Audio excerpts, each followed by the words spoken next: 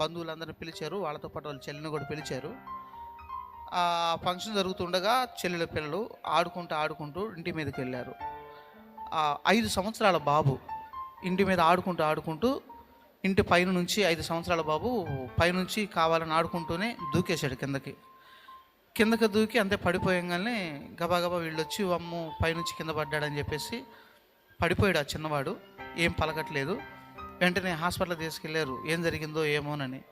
అయితే ఆ డాక్టర్ అన్నాడు, లాభం లేదు, ఏమో చూస్తాలే, 2 రోజులు ఇది ఒక 2 రోజులు గడిస్తేనే కానీ చెప్పలేము అని చెప్పారు. చెప్తే సహోదరి అయితే అక్కడే మోకాళ్ళుని, ప్రభా ఈ బిడ్డ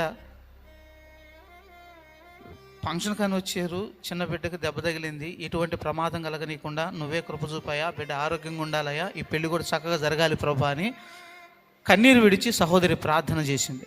అయితే సహోదరి ప్రార్థన ఆలకించిన దేవుడు ఆ బిడ్డకి ఎటువంటి